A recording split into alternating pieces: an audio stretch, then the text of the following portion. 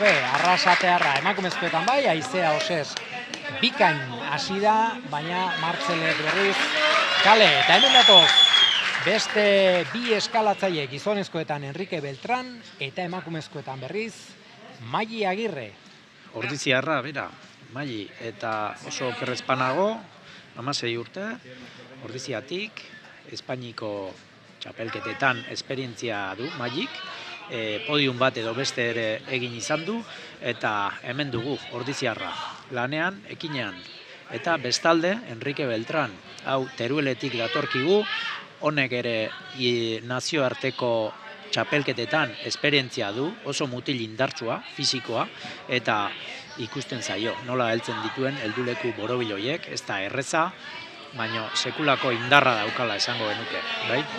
Eta hor dugu Maili ekinean, badirudi, lehenengoan gonuz doala, badirudi, azkenengo presa faltatzaio, topera iristeko, hor dago, oso ondo Maili, eta lortu du Maili, lehenengo saiakeran, oso okerrezpanago, oso ondo.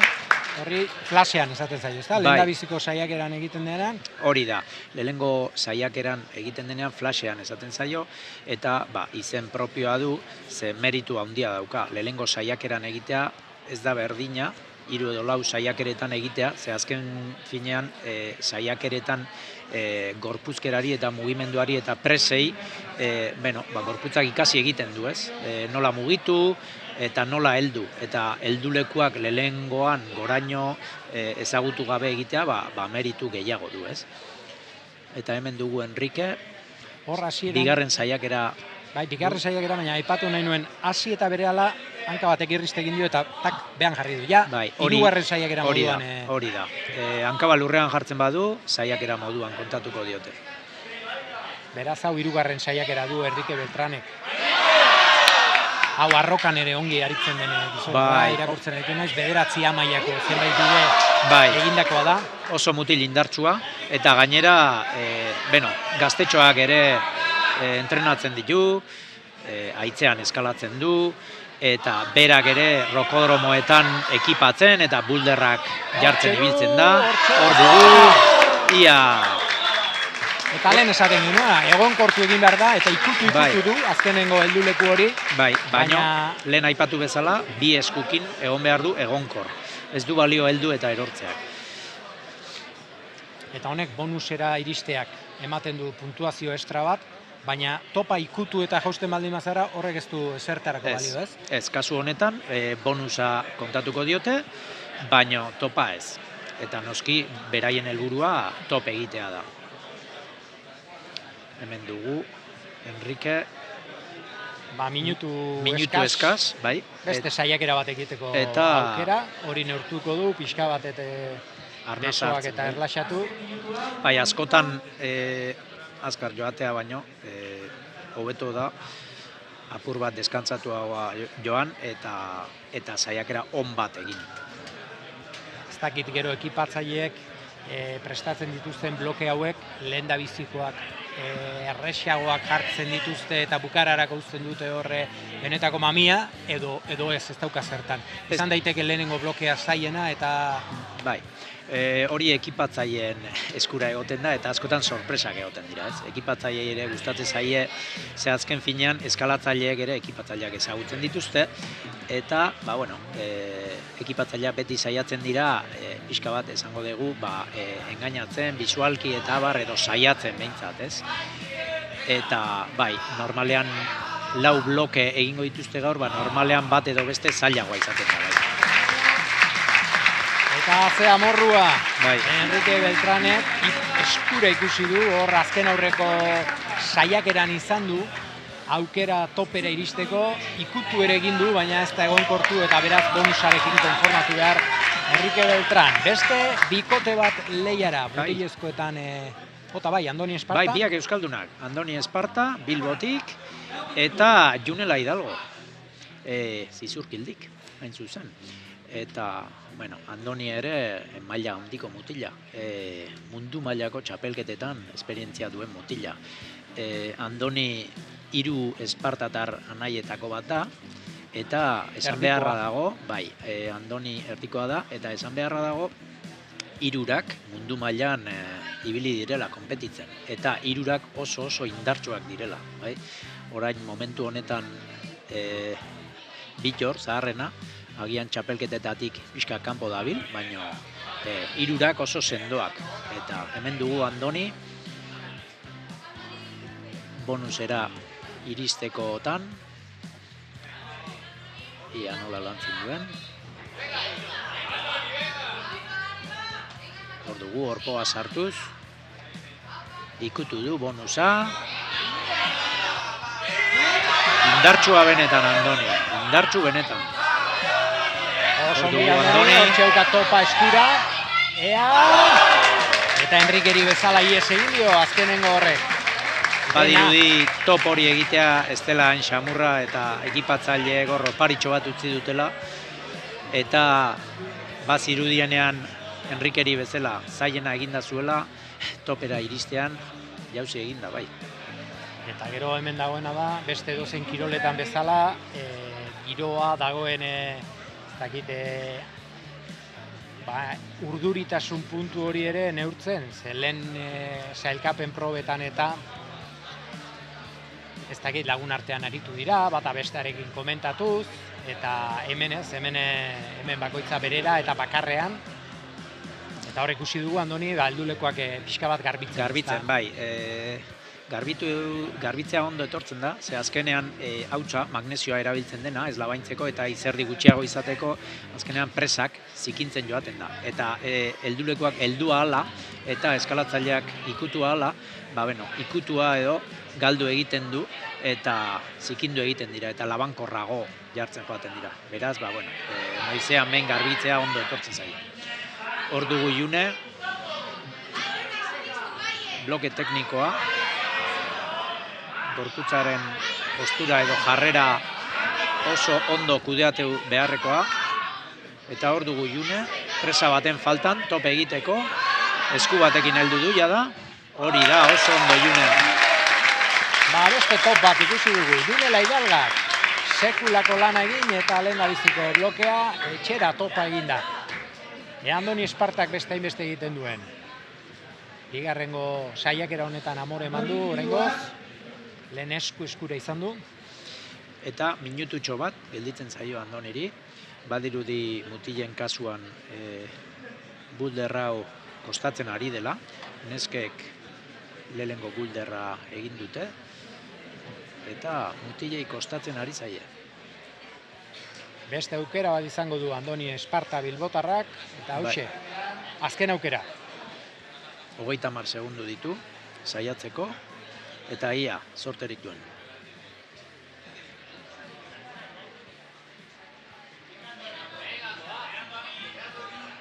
Hortxe duzue, hor azpitik heldu beharreko presa horietan indarri izugarria egin beharra dago.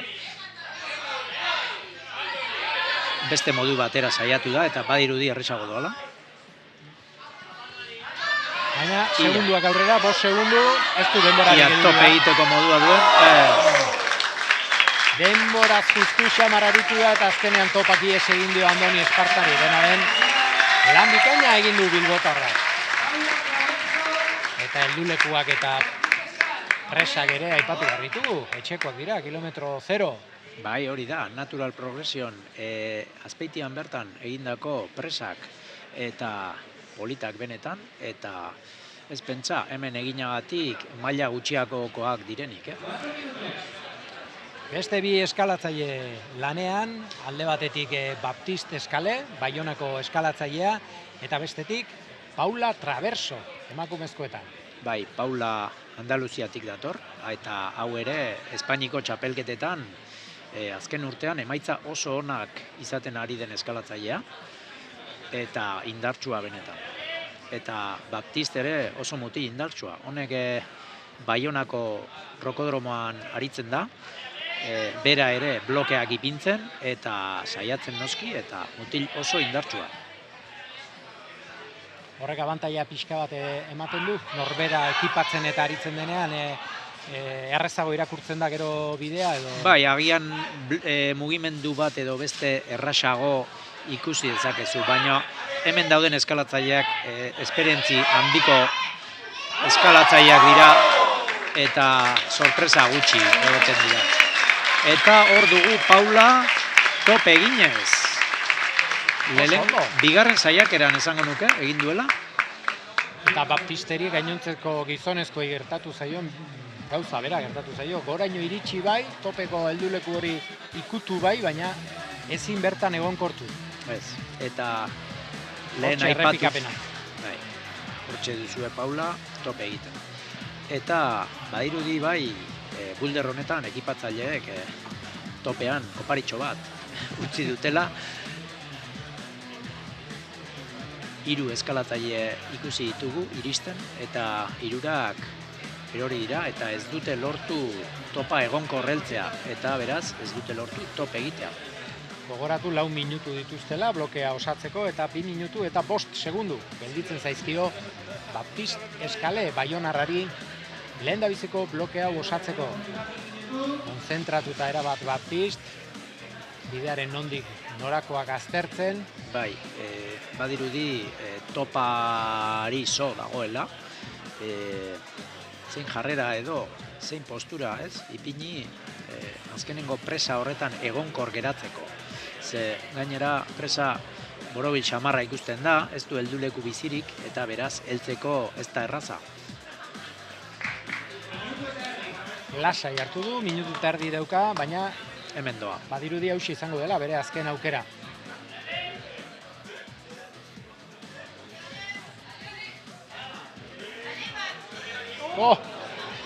Oraingoan hasieran ies egin dio heldulekuak eta lurrera. Beste aukera bat izango du Baptistek oraindik ere. Bai, badirudi beste saiakera bat egingo duela.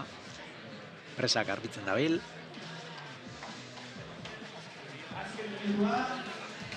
Eta minutu eskas du beste saiakera bat egiteko. Denbora badu, ikusi egin behar indarrik baote duen, geroz eta saiakera gehiago egin, besoak ere betetzen joaten dira, gogortzen. Bai, eta denbora gutxi, bai, eta denbora gutxian saiakerak azkenean, ba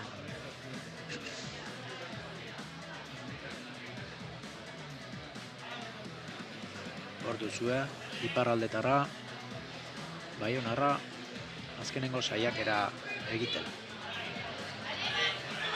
Indartsua, mutila, eta altua.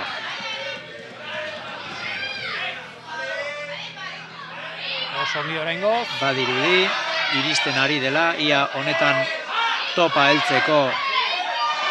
Bai, badirudi baiet, bai! Ez diote ontzat emango. Esku bat egonkortu du, baino 2 eskuak egonkortu behar ditu balekoa izateko. Lehen ere aipatu dugu. Hor ikusi daiteke, bai, bigarren eskua egonkortzean, lehenengo eskuak ies egin dio, eta beraz ez diote ontzat emango. Paiek ezetz esaten dute ez dela balekoa. Eta hemen ditugu Eneko Karretero Zumaiarra eta Hueskatik datorkigun Rebeka Perez. Eneko ere mundu mailan aritzen da, txapelketetan, eta mutil oso indartsua dugu. Eta hemen dugu lehenengo saiakera eginez. Esan daiteke Enekok, bueno, pixka bat etxean jokatzen duela, Zumaiatik etorrita, lagun asko ditu bertan, zarautzen, eta ia nola moldatzen den. Mutil indartsua benetan. Eskalatzailea izan behar zeukan, bai edo bai, ama Ester Cruz eskalatzailea, aita David Carretero eskalatzailea, eta bai bera eta bai arreba ere, nola ez eskalatzaileak. Eta ez soilik eskalatzaileak. Ester Espainiako txapelduna izandakoa, mundu mailan oso maila altuan ibilitakoa. Eta Adi Eneko. Baduka zerbait hor bukaerako helduleku horrek. Eta amorratuta Eneko. Mutil oso indartsua, eta esaten ari ginena, ama maila altuan ibiliz bazen mundu mailan, David Carretero 16 urterekin munduko txapelduna izatera iritsi zen. Beraz, genetika baduela esan daiteke. Ondoren genetika hori landu egin behar da, noski. Horre ez dago misteriorik, orduak sartu, entrenatu, eta Hortxe Rebeka Perez. Hor Hueskarra, dugu Rebeka. 26 urte. Hau ere, mundu mailako txapelketetan ibilia, nazio artean txapelketetan dabil, eta neska oso indartsua.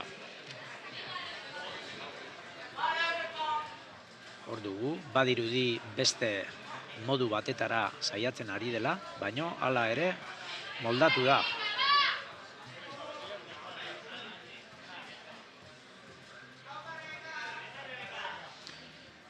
Bi minutu dituzte saiakerak egiteko. Eneko lasai hartu du, lehendabiziko saiakera egin eta oraintxe doa. Bigarrenera, bigarren honetan hor dugu Rebeka, topera iristen, eta bai, tope egin du Rebeka. Eta emakumezkoak indartsu hasi dira benetan. Hemen dugu Eneko, bigarren saiakeran.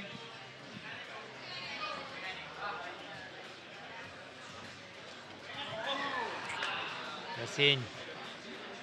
Askotan, jauzi egiten saiatzen dira indarra gordetzeko asmoz, goian badakielako indarra beharko duela, baina azkar joate horrek eta indarra gordetze horrek askotan koordinazioa galtzea ere badakar, eta horrek adierazten du mugimendu guztietan behar duten konzentrazioa eta indarra. Eta minutu eskaz duenekok lehenengo blokea egiten saiatzeko. Hirugarren saiakera honetan. Lehendabizikoan eskura izan du Zumaiarrak. Hemen doa. Hasierako mugimenduak jada errasago egiten hasi da. Eta ia zorterik duen. Bloke hau egiteak suposatuko luke besteekiko abantaila hartzea. Eta ez. Beraien artean saikapenak eta jakiten duten ze bloke egiten duen edo ez. Normalean kaiolan beraien artean hitz egiten dute. Bai. Gero ez dakidana da saiakerak eta komentatuko dituzten segurasko bai. Eta ez hori bakarrik. Kanpotik ere txaloak eta entzuten dira, eta norbaitek badakite bloke bat oso zaila denean, eta norbaitek egiten badu hori publikoaren txaloengatik bakarrik beraiek segituan jakiten dute, ez? Norbaitek blokea egin duen edo ez. Hemen ditugu Alejandro Crespo eta Jeila Mazia. Eta Jeila Mazia hau katalana orantxe bertan, momentu honetan munduko txapeldun ordea. Jeila, hemen dugu 16 urtetxorekin, eta hemen Jeila izatea benetan gozagarria. Eta goizean, sailkatze frogetan, bi eskalatzaile honenak, beraz, favorito nagusiak, beraiek izango dira. Hemen sorpresa izan dena Mikel, finalean gure artean ez izatea, Mikel Inazi Soro. Europa mailan podium egiten dabilen mutila, eta guztiz adierazgarria txapelketaren mailari dagokionez. Hemen dugu Alex Crespo, oso mutil indartsua, eta Jeila.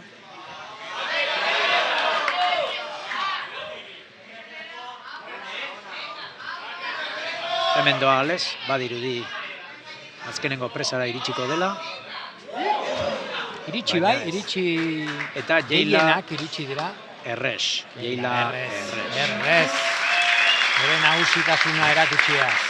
16 urte besterik ez, eta hori maila daukana emakumea. Izugarria maila, lehenengo saiakeran erraz, eta ez pentsa neska altua denik, eta hala ere errez ikusten zaio, presatik presara iristen. Alex Crespo irudiotan, lesio larri bat ere izan zuen orkatilan, pasaden maiatzean, Bizpahiru hilabetez rokodromoetatik kanpo izan da Alex Crespo, baina gogotsu itzuli da eta maila handiko mutila da, begira aritu naiz interneten, eta Alberto Ginés, Olinpiadetako txapeldunari ere irabazitakoa da, behin baino gehiagotan, beraz horrek erakusten du bere maila. Bai, Espainia mailan maila altuko eskalatzaileak daude, asko eta asko Europan dihardute, askok eta askok, eta batzuk mundu mailan ere bai. Mikel Inatzi Sorobera, Eneko Carretero, eta, Espainia mailan, hemen dugu Ales, gero Alberto Gines ezaguna, Olimpiar Jokoetan txapeldun izan zena, eta nesketan ere maila oso altua, orantxe bertan Jeila ikusi dugu, momentu honetan munduko txapelketetan ere favorito nagusitzat jotzen dute askok, Japoniar batek azkena irabazi zion, baina askorentzat favorito nagusia zen. Eta Joritz Euskal Herrian agian falta zaigu Patxi Usobiaga moduko erreferente bat, ez? Orain urten poderioz ikusten da garai batean Patxik egin zituenak, ez? Munduko kopa irabazi behin baino gehiagotan, munduko txapeldun, horrelako bat falta zaigu, hauek maila izugarri altua dute, baina ura beste kontu bat zen. Bai, Patxi beste kontu bat zen, bai. Jarraitzen genionak apur bat gaizki ohituak gintuen, ez? Azkenean maila horretan jardutea urteetan Patxik egin zuen moduan, eta hemen dauden azpiegiturak eta kontuan izanik, izugarria izan zen, bai. Azpiegiturak aipatu dituzu, nola gaude gaur egun azpiegiturei dagokionez? Badirudi Europa kontuan izanik, eta hemen dugu Enrique, Enrique, Ales barkatu, ordoa, badirudi egonkor heldu, ez? Pena bat. Bai. Bukatu zaio denbora, bai. Aipatzen ari ginena, ez? Azpiegitura aldetik Europa mailan konparatuz eta ditugun eskalatzaileen mailari dagokionez, badirudi apur bat atzetik goazela, ez? Baina hala ere pausoak eginez goaz. Eta, aipatu digute eskalatzaile batzuk, agian instalazio edo azpiegitura zehatz batzuk entrenatzeko faltan botatzen dituztela, eta honelako ekitaldiak ere faltan botatzen dituztela. Ze azkenean beraiei ere gustatzen zaie gainerako eskalatzaileekin gertutasun horretan horrela jardutea, eta gaztetxoentzat ere honelako mailako eskalatzaileekin eskalatzea oso aberatsa da, Eta, ia Klaim Zarautzek antolaturiko txapelketa hau benetan inflexio puntu bat, edo aurrera pausu bat izaten den txapelketa gehiago sortzeko Euskal Herrian bertan. Hemen dugu haizea, Natural Progression heldulekuetan, burrukan. Dagoeneko bigarren blokean ari dira, lehen sailkatze fasean biak ere 6. gelditutakoak, haizea osez, eta Martzel Bikario arrasatearrak. Badirudi bigarren bloke hau emakumezkoena fisikoagoa dela, sorbaldetan indar handia eskatzen duten mugimenduak, ez hainbeste atzamarretan, baino sorbaldak. Eta gizonezkoena berriz ikusi dugu, lehenengoan ikusi dugun bezalako horrelako salto edo... Hemen duzue, orain gaur egun bulderrean asko ikusi hori dena, ez? Eta adibidez, lehen garai batetan horrelako mugimenduak, lehengo eskalatzaileok imaginatu ere ez genituen egiten, ez? Egin zitezkenik. Ze azkenean gu beti haitzean pentsatzen entrenatzen genuen, baina gaur egungo mugimendu akrobatiko horiek, ez? Salto horiek, jauzi horiek, eta gero presa heldutakoan gorputza heldu behar hori, ez?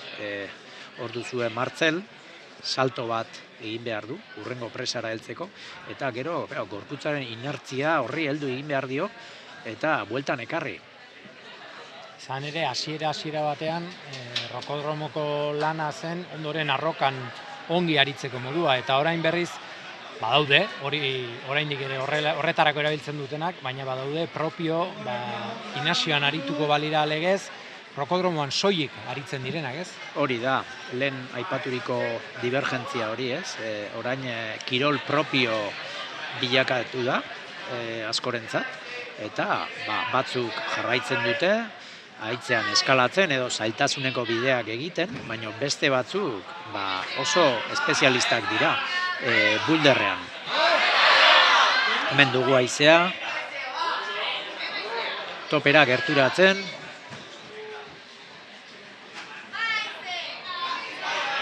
badirudi, oraingoan iristeko aukerak izango dituela, hor dugu, orpoa edo taloia sartzen, hori da, topera iritsi da, egonko, oso ondo haizea. Eta haizeak bitik bi top egin ditu. Lan bikaina haizea osese. Horrelakoetan bulderrean, ematen aldu aukerarik heldulekulen batean deskantxo apur bat egiteko, edo ez, hemen hasi eta buka topera zoaz. Zaila izaten da, helduleku on bat topatzea, baino bulder batzutan kasuan kasu izan daiteke. Adibidez, jauzi batzuetan eta presa edo helduleku ona jarri behar izaten da, salto horretan, geratzeko, eta batzuetan arnasa hartu daiteke, batzuetan hautsa edo magnesioa hartzeko ere aprobetxatzen dute, baino ez da hain arrunta izaten ez. Heldulekuak normalean eskasak izaten dira, txikiak edo borobilak. Hor dugu Martzel, mugimendu benetan dinamikoa egiten, eta horrek koordinazio eta oreka handia eskatzen du. Ikusi duzuen bezala, bloke horretan koordinazioa ezinbestekoa da. Eta bukatu zaio denbora Martzel Bikari hori, bigarren bloke honetan, haizea osez bikain ikusi dugu topera iristen eta Martzel Bikario bidean gelditu da. Orain beste bi eskalatzaile. Hemen ditugu Enrique eta Maili Ordiziarra. Lehen aipatu bezala. Heldulekua garbitu. Lehen aipatu bezala, Enrique oso eskalatzaile indartsua da. Agian ondo joan dizaioke bloke hau, ikusiko dugu, ia koordinazio aldetik nola dabile. Hor dugu, lehengotik heldu du. Helduleku benetan txikia eta begira gorputzaren kontrola eta indarra. Benetan garrantzitsua bulder, zailtasun honetako bulderrak egiteko. Ezin Enrique Beltranek. Hemen dugu Maili.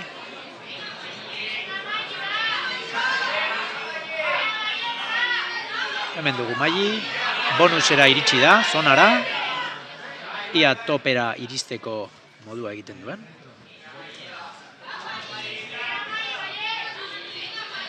Ia Ordiziarrak azken mugimenduak ongi egiteko modua egiten duen. Hor dugu, topean, oso ondo Maili. Eta topa Mailirentzat.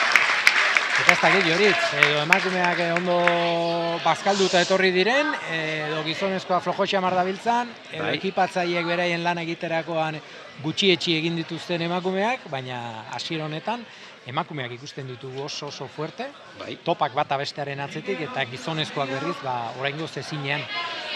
Badirudi emakumezkoak indartsuago etorri direla, eta mutile gizonezkoen edo mutilen blokeak gogorragoak direla. Hemen dugu Enrique,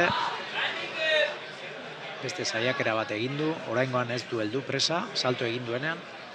Eta jendetza, ikustera ere, jendetza, eta gainera toki mugatua dago, eta sarrera bakarrik goizean aritu diren eskalatzaileei. Hor dugu Enrique, heldu du, eta orain mugimendu benetan dinamikoa egin beharra, hankekin geratu behar du, eta salto berriro.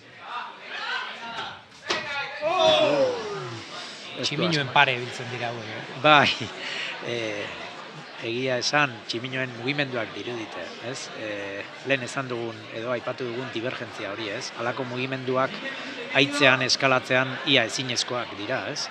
Eta horrelako mugimendu dinamikoak hemen bakarri dira posible, bai? Zailtasunean sokarekin lurretik 20 metrora, ez da halako mugimendurik izaten, bereziki haitzean. Ea saiakera honetan, lortzen duen topa. Minutu eskas, gelditzen zaio, buruarekin ez egiten du. Haserre dirudi, Enrikek. Ez da erraxa izaten, mugimendu horiek koordinatzea, koordinazio handia eskatzen dute, eta ez da erraxa ez. Askotan kontrako eztarritik joan mugimendu bat, eta zeharo kateatu ere. Bai. Eta amore eman du. Amore eman du Enrikek, oso zaila ikusi du. eta utzi egin du indarra ez galtzeko. Beste bi eskalatzaile lanera segidan, June Laidalga eta Andoni Esparta.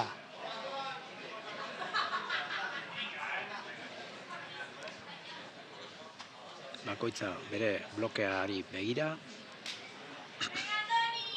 Hemen dugu Andoni, lehenengo saiakeran. Oinak egoki jartzea guztiz ezinbestekoa. Hasiera bera ere zailxamarra dauka. Ikusten duzuen moduan hasieran bi hanka presa urdin horretan jarri behar ditu eta bi eskuak markaturi ditugu zinta urdinarekin non jarri behar dituen. Hemen dugu June.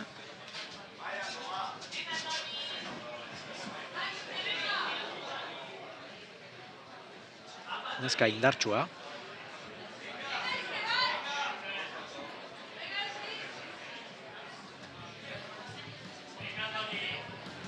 Badirudi zonara edo.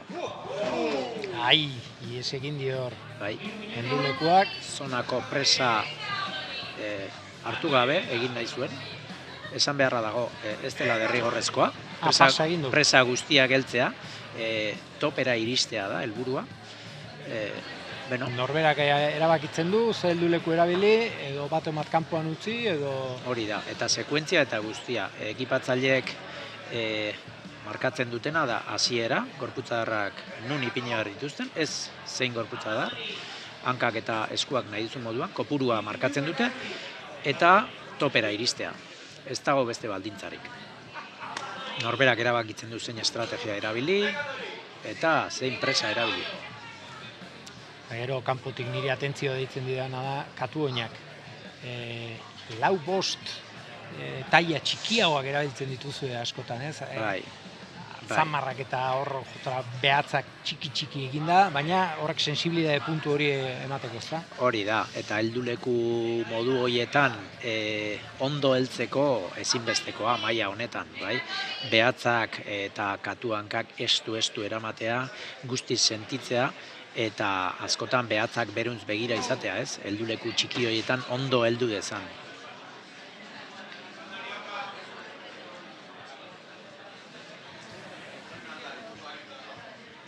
Badirudi mutilezkoen bigarren bloke hau ere zaila dela. Koordinazio handia eskatzen du. Eta prezizioa.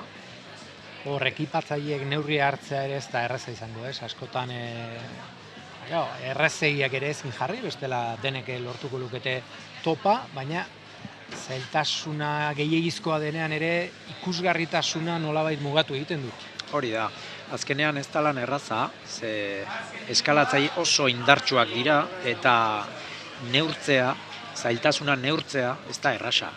Ze oso indartsuak izateagatik, askotan ez dakizu mugimendua nola frogatuko duten, naiz eta zuk modu batera pentsa, agian beste modu batetara egiten dute, eta gero helburua izaten da iragazki bat egitea, ez? Ez guztiek egitea, blokea, baino inork egin gabe geratzea ere ez. Beraz, neurri hartu behar zaio horri, eta orain jada baditugu ekipatzaile profesionalak, Espainia mailan mugitzen direnak, eta Europa mailan mugitzen direnak. Hori ere, garai batean, ezinezkoa zen, eta hasi da jendea hortara dedikatzen, ez? Blokeak eta txapelketak antolatu eta ekipatzera. Hor dugu Andoni. 5 segundu, ez dauka denborarik. Hala ere, nik uste saiatu egingo dela.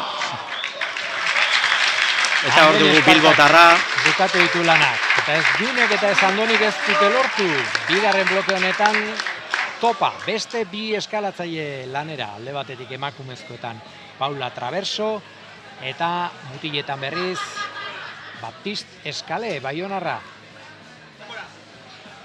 Denbora markatu dute epaileek eta 4 minutu izango ditu bakoitzak bloke hau osatzeko.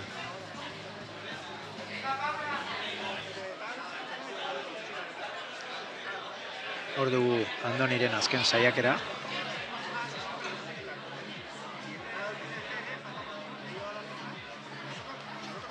zaila benetan bloke hori. Ikusiko dugu, ea Baptist Eskale gaiten.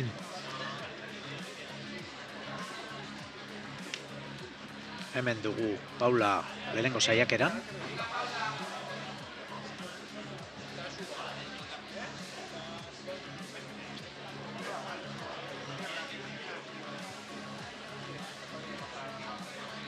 Errez doala dirudi. Bai, emakume indartsua da Paula. Gainera altuera, garaiera, neska altua. Eta bai irudi nahiko errez doala. Bai. Topera iritsi da, eta bai egonkor. Oso ondo. Oso errez. Topa Paularentzako. Paula Traverso. Eta garrantzitsua, indar handirik Santua, gabe, bai, lehenengo saiakeran egin du eta nahiko erraz, garrantzitsua urrengo blokeetarako indarra gordetzeko. Ari zara apuntatzen Joritz topak eta? Hemen, Txeko lana jarri izkizut ba, bai. Gero aztu. Gero aztu.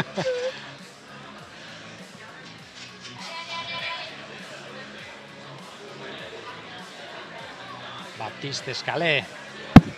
Baionarrari da lanean. Heldulekuak garbitu eta beste saiakera bat egiteko asmoz. Baina horrengoz gizonezkoak ezinean ikusten ditugu bigarren bloke honetan ere, lehendabizikoan ere. Inork ez du lortu topera iristea eta bigarrenean ere kateatuta ari dira. Minutu eta 55 segundu dauzka oraindik, lehendabiziko helduleku horri ongi utzi dio. Ea bigarren pauso hori. Epa! Min hartzeko ere. Bai. Eroriko eskaxe izan da, eskerra koltsoneta dagoela azpian, baina hala eta guztiz ere. Bai, hor esan beharra dago. Txarrean jauzi da. Bai, koltsonetak ere bereziki erortzeko prestatuak daudela, nahiko gogorrak izaten dira, alik eta arrisku gutxien izateko. Eta gero, eskarmentu handiko eskalatzaileek beti labandu zaitezke eta gaizki erori, baino, sentitzen dugu noiz erori behar dugun, ohikoena sentitzea da, baina hala ere, bai, hor ikusten dugu. Erortzen ere jakin egin behar da. Bai, noski, eta hori eskarmentua behar da, askotan erori. Hor dugu Baptist. Eta, bai, hemen ditugu emaitzak, neskek guztiek egin dute, lehenengo blokea. Eta mutilek aldiz, lehenengo blokea egitea ez dute lortu, batzuek zona edo bonusa lortu dute, hori bai.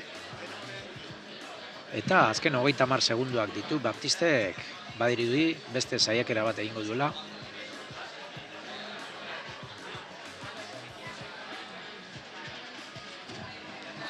Eta hankak iez egin dio.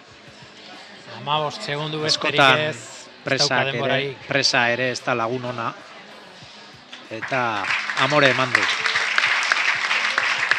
Amore eman du Baptist Eskalek eta bigarren bloke honetan oraingoz gizonezkoak ezinean ikusi ditugu. Beste bi eskalatzaile lanera mutilezkoetan Eneko Carretero eta emakumezkoetan Paula Traverso. Ez, Rebeka Perez, barkatu. Paula Traverso lehen ikusi dugu. Hueskatik, Topa eginez. Rebeka, neska indartsua eta eskarmentu handikoa. Nazioarte mailan txapelketa askotan izendakoa, eta Eneko ere bai, Zumaiarra ere eskarmentuko mutila, eta bera ekipatzailea. Hemen Gipuzkoan eta Bizkaian ere uste dut rokodromoren batetan ekipatzen jarduten du.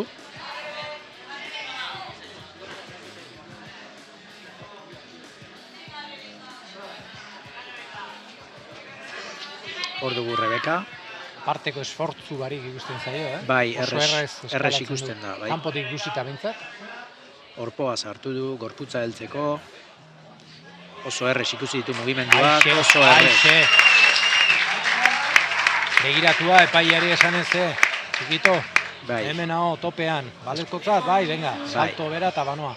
Askotan instintiboki egiten duten gauza bada. Topera iristean Begiratu epaiari bai. begiratzeko indarra baduzu, nahi du esan jada dominaturi duzula, gorputza. eta hor dabil eneko ekin eta ekin salto horretan, badirudi hor dagoen presa beltz hori benetan txarra dela, ze asko kostatzen ari zaie geratzea, eta benetan presa ñiminoetan geratzeko gai dira mutil hauek. Oso ondo eneko, ia bigarren mugimendu dinamikoa.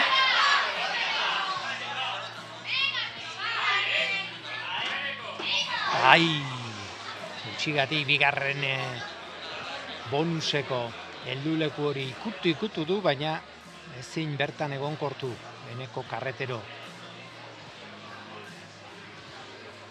Badirudi lehengo jauzia ez dela erresa, baina bigarrengo mugimendu dinamiko hori oso zaila dela, ez dute lortu orain arte saiatu direnek, bonus edo zonako presa hori heltzea edo iristea. Hemen doa eneko, beste saiakera. Denbora badauka minutu eta 45 segundo oraindik.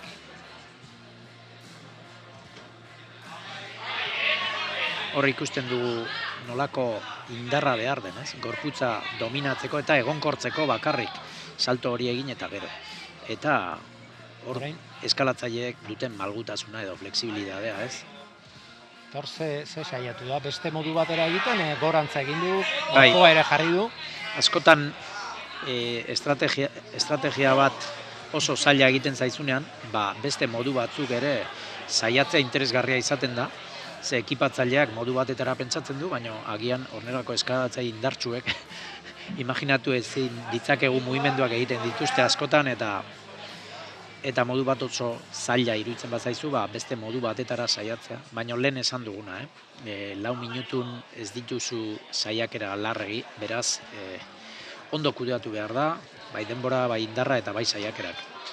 40 segundo eskaz ditu eneko karretero Zumaiarrak, azken saiakera izango du bigarren bloke hau osatzeko.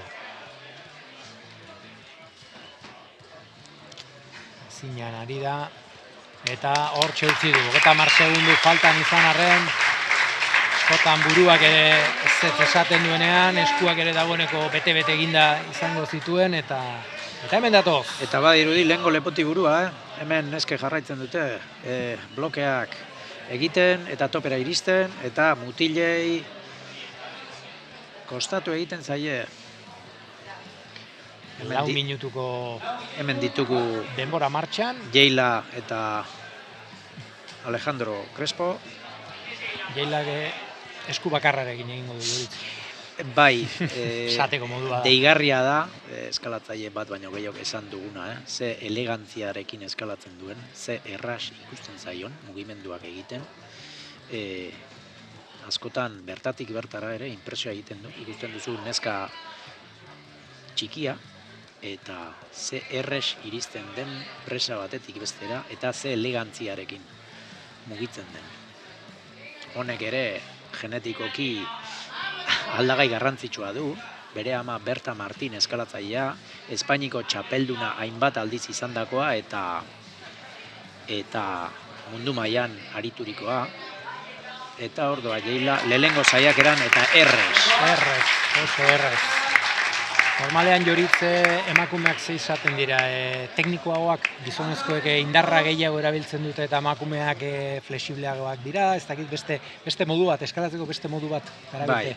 Bai, eta txikitatik eta hasieratik ikusten da hori, neskek gorputzaren mugimendua gehiago dominatzen dute, edo horri gehiago erreparatzen diote, eta malgutasuna, gorputza oreka, beste aldagai batzuk gehiago dominatzen dituzte. Mutilezkoak azkenean beso indarrarekin saiatzen dira, askoz gehiago, orokorrean, eta hori nabarmen gelditzen da eskalatzen hasi berriekin, ez? Mutilak, astakiloagoak izaten gara orokorrean, ez dakit, agian eskalatzen bakarrik, ez? Baina eskalatzen bereziki esango nuke, ez? Baina eskalatu egin behar da besoekin bai, baina hankekin ere bai, ez? Hori da. Eta buruarekin. Hori da. Eta kasu honetan bulderrean mugimendu dinamiko horiek egiten, gorputz guztia dominatu beharra dago. Hemen ikusten dugu Alejandro ezinean oso mutil garaia, eta bere altuera hori aprobetxatu nahian, jauzi hori dominatu nahian.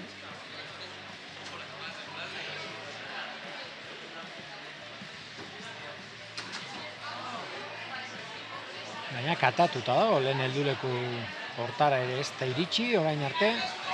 Gogoan izan, sailkatze probetan bera izan dela onena. Eta orain berriz hemen bigarren bloke honetan katatuta dago. Gizonezkoak ezinean ikusi ditugu bigarren bloke honetan eta emakumezkoak berriz aixe. Oraingoan bai, oraingoan lortu du. Ea orain jauzi horretan lortzen duen bigarren helduleku hortara iristen. Ia mugimendu dinamikoa. Ez zitzaion asko falta eta minutu eskaz du. Ia beste saiakerarik bai badirudi beste bat egingo du. Garbitu egingo du, beraz garbitzen ari denez beste saiakera bat egingo du.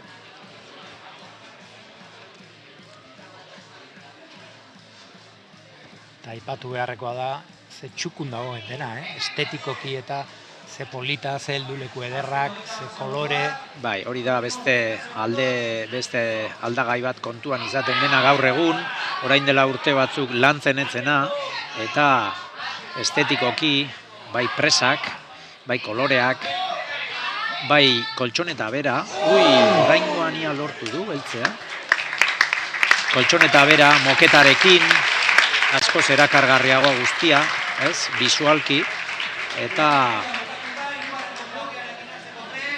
Alex Crespok ere ezin eta bigarren bloke honetan gizonezkoak ezinean ikusi ditugu eta emakumezkoak berriz denek lortu dute topa. Berriz ere hemen ditugu bi arrasatearrak lanean alde batetik emakumezkoetan Aizea Osez eta Martzel Bikario gizonezkoetan.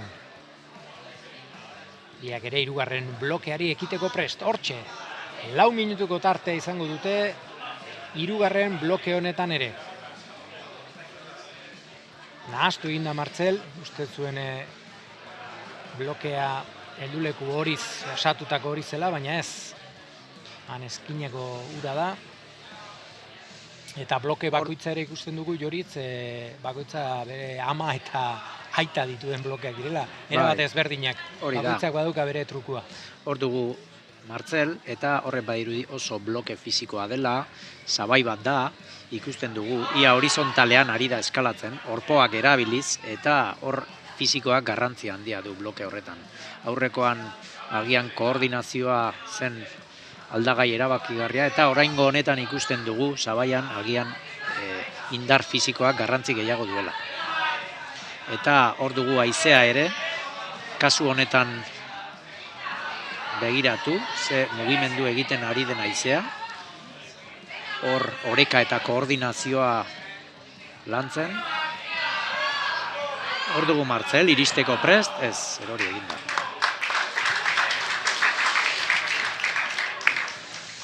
Eta oraingoz,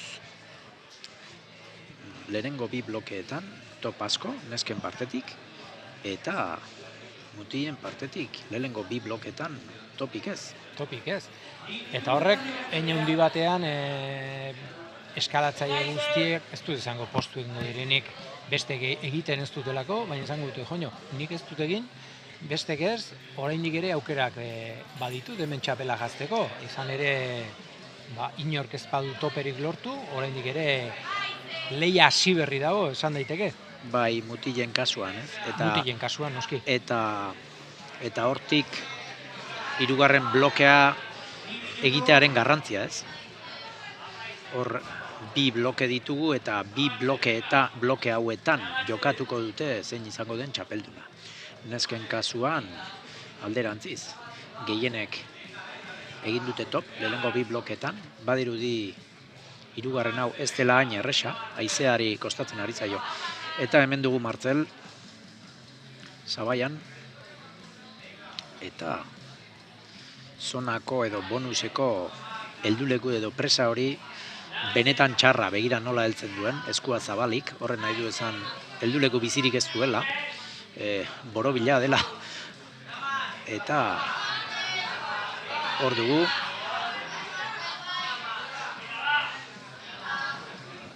orpoa sartu nahian ibili da, jendearen animoak, babesak, baina ez zin. Eta azken minutua, bi eskalatzaileentzat. Hor dugu haizea.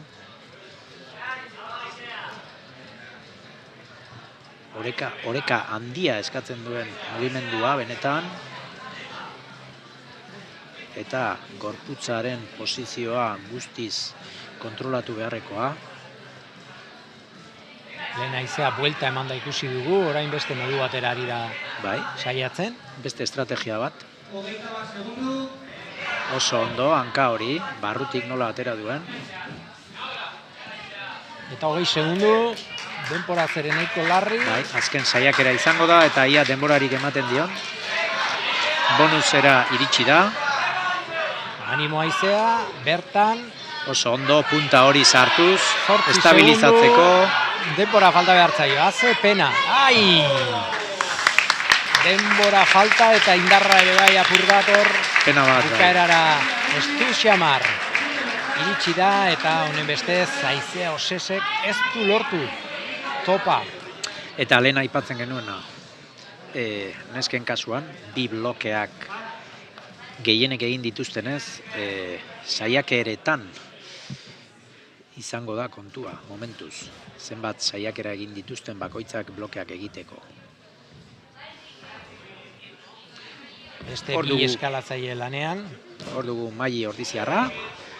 Eta hemen Enrique.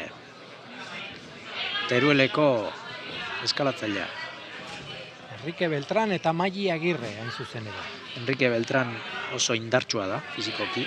Agian bloke hau ondo joango zaio, begiratu, ze errez da bilen, beso batetik tiraka, zabaitik, errez. Eta hor dugu. Badirudi bloke hau egokia izan daiteke berentzat. Ba ez, labaindu zaio eskua. Eta hor dugu Maili Ordiziarra. Begira Mailik ere haizearen tankeran gorputzari buelta eman da egin du. Lehendabiziko pausu zail hau. Eta hankak benetan eskasak, maila honetako eskalatzaileak horrela ibiltzeko. Hankak eskasak diozunean, heldulekuan egin dut, ez? Hankentzako helduleku eskasak direla. Bai, oso txikiak, aldapan behera. Hor dugu Enrique Zabaian, lanean.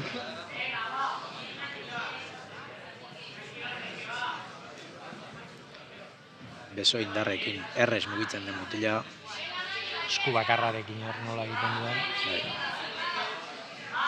Eta badirudi hor dagoela mugimendurik zailena. Helduleku eskasa, zabaitik ertetzean. Badirudi heldu duela eta toperantza abiatu da. Heldu bai, baina egonkortu ezin. Enrique Beltran. Hori da, usaindu egin du. Badauka denbora oraindik, beste 2 minutu gelditzen dira. Eta hemen dugu Maili. Badirudi bloke honetan txapelketaren norabidea aldatzen ari dela, ez? Nesken kasuan. Bai, lehen topak ikusi ditugu bata bestearen atzetik erraz. Orain honetan berriz kateatuta ari dira, lehendabizi haizea osesek ez izan du lortu eta oraingoan Maili Agirre ari da ezinean 3. bloke honekin. Bai, eta nesken kasuan badirudi bloke hau norbaitek egitea erdiesten badu, erabaki horra izan daitekela.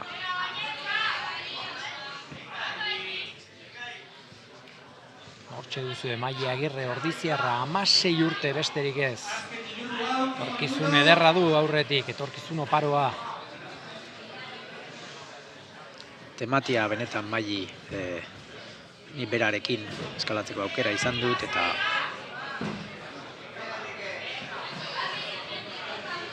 hor ditugu bi eskalatzaileak azken minutuan. Enrique Beltranek orrarteko lanak ongi egiten ditu, baina bukaerako tarte horretan falta zaio indarra. Izango du denbora, 30 segundu ditu.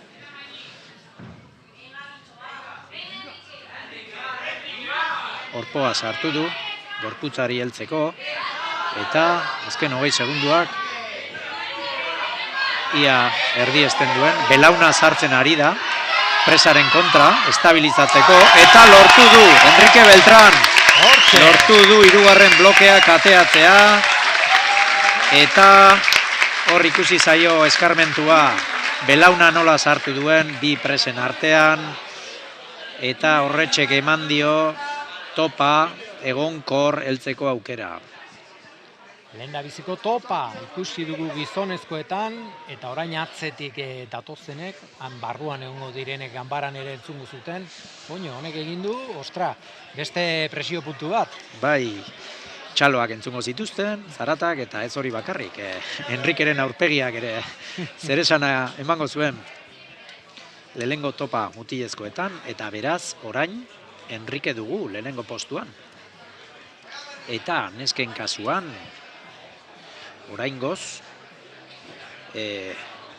Jeila eta Mai eta Paula eta Rebeka enpataturi ditugu. Laurek lehenengo saiakeran egin baitituzte bi blokeak. Hirugarren honek argituko ditu kontuak emakumezkoetan, orain arte inork ez du lortu topera iristerik, orain June Laidalga ari da saiakera eginez, eta gizonezkoetan berriz, Andoni Esparta. June bere garaiera aprobetxatzen, konparatuz haizea eta Mairekin, hor mugimendu hortan. Hor dugu June. Bai, orain arte bestek lortu ez dutena lortu du. Bai. Buelta bikain eman dio gorputzari. Lehenengo saiakeran, bai. Eta Andoni ere bikainari da, azken hor dugu, tartera iritsi da. Andoni Bilbotarra. Bukaerako kolpe hori falta zaio. June zonara edo bonusera iritsi da. Ia lortzen duen. Horpoa giez egin dio, eta erori egin da June. Bonusera iritsi da. Eta Andoniri hoxe, azkenengo kolpe hori zaiena, falta zaio. Ia nola egiten duen, horpoa sartu du, eta iez egin dio azken momentuan. Urruti benetan amaierako edo topeko presa hori, eta lehen ikusi dugu moduan, Enrikek bere eskarmentua baliatu du. Andonik hartuko luke hor, Joanes anaia gaztearen altuera, azkenengo presa hori heltzeko besoaren luzera.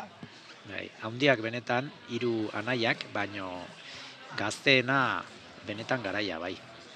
Goizeko sailkatze probetan ikusi ditugu, bai Bittor eta bai Joanes, Esparta anaiak, 3, Andonirekin batera, eta 3 ere eskalatzaile bikainak. Azkenean, Andonik izan du finalean izateko zortea.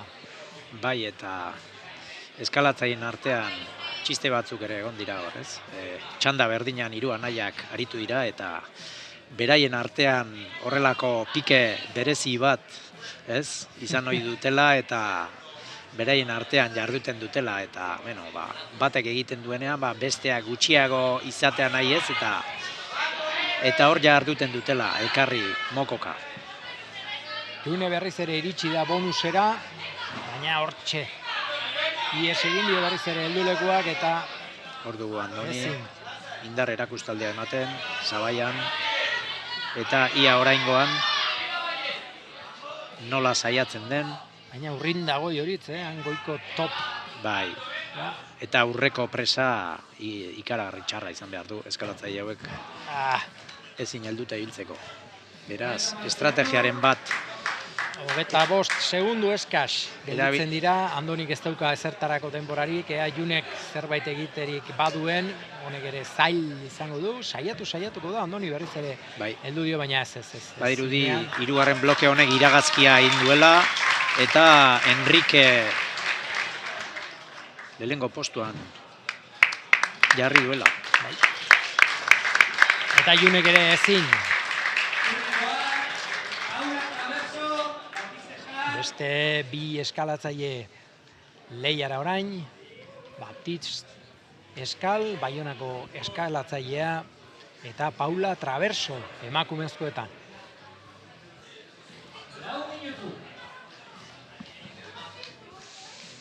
4 minutu dituzte bloke hau osatzeko. Hemen doa Paula. Paula hasi da.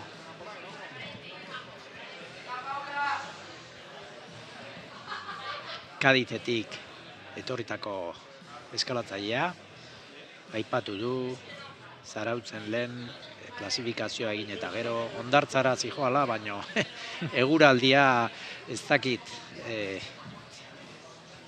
Hankak eta freskatzeko txarra ez dago, Bai, hori da, horretarako eskuak freskatu eta... Hori da.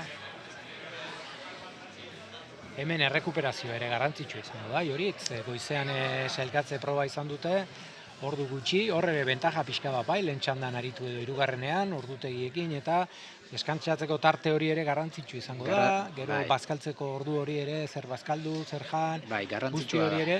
Eta ondo entrenaturik eta sasoian dauden eskalatzaileak hor nabarmentzen dira, ez? Azkenean goizean jardunaldi luze bat egin eta gero, berriro deskantzatu eta arratzaldean dena emanda aritzeko ongi entrenatua eta sasoian egotea eskatzen du.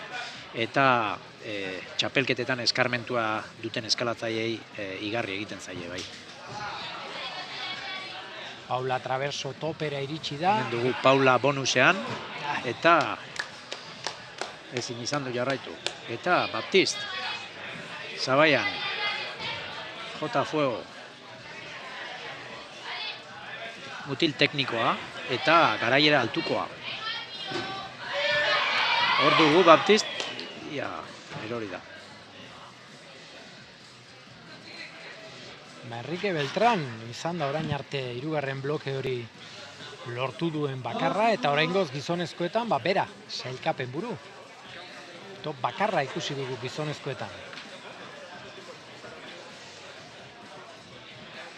Eskaladan aldatu den beste kontu bat, Joritz, urten Poderioz, lehen eskalatzaileak ikusten genituen, garai bateko surfistek moduan, hipiak, mendira joan, lasai, eta orain hau beste kontu bada, kirol serioa da, profesionalak dira asko, zaindu egiten dira, entrenatu, ontarako bizi, hori ere asko aldatu da. Asko aldatu da, bai.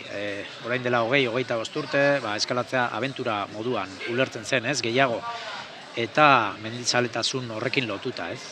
Gaur egungo eskalatzaile edo kirolari hauek guztiz goi mailako kirolariak dira, beste edozein kiroletan bezala, eta egunero 2 eta 3 orduko entrenamentuak egin ohi dituzte, mundu mailan zer esanik ez, mundu mailan dabiltzanak elikadura zaintzen dute, entrenatzaileak dituzte, fisioterapeutak, eta sakrifizio handiko kirola dela esan daiteke, sasoian egon behar da, eta horre indarra, erresistentzia, koordinazioa, aldagai asko landu behar dira. Gimnasioko lana ere asko sartzen da, pesak eta horrelakoak edo? Sartzen da, bai. Gomak, pesak sartzen dituzte, baina kasu honetan helburua ez da sekulako giharrak izatea, baizik eta gorputzaren pisua eta dominatzeko indar nahikoa izatea.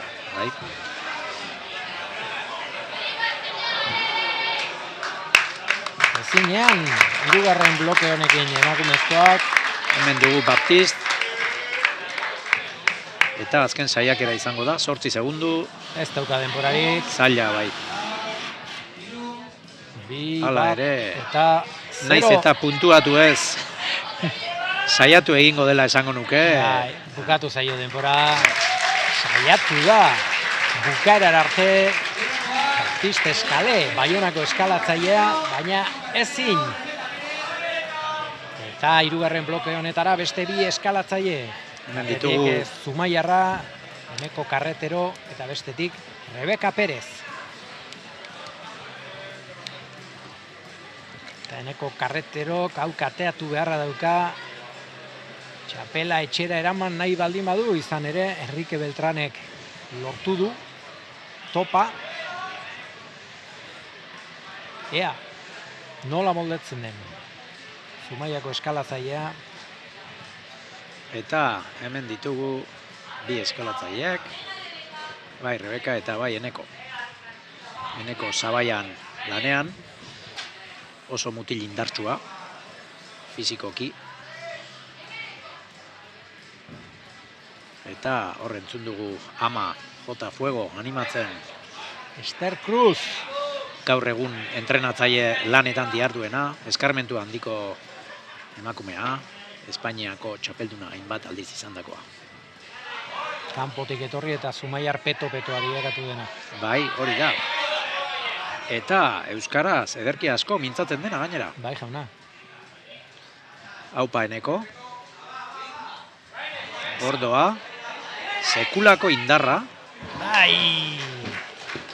Eta hor dugu Rebeka ere. Iritsi da zonara. Ordoa. Eta belauna sartzen ari da oso ondo. Oso ondo Rebeka, oso ondo. Eta bera izan da, Tope lehen hildu. biziko emakumezkoa, 3. blokea osatzen, beraz, sailkapen buru jarri da Rebeka Perez. Hor ere eskarmentua igarri zaio, nola joan den belaunaren bila. Hor Mari Txatxiri geratzeko presak oso txarrak baitira, oso lauak, oso zapalak. Eta hor ikusten da, oreka ia guztia belaunaren gainean, bi presen artean sartu du, hanka eta belauna.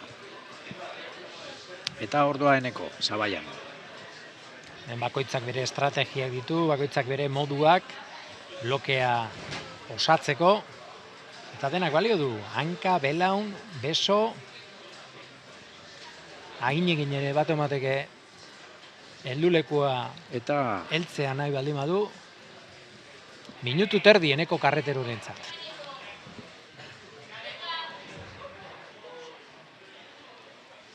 Pixka bete eta ikusten dugu Eneko karretero, saiakerak bata bestearen atzetik egiten ditu, eta noski beso ederrak dauzka, beso makila ederrak, baina hori ere bete egingo dira. bai.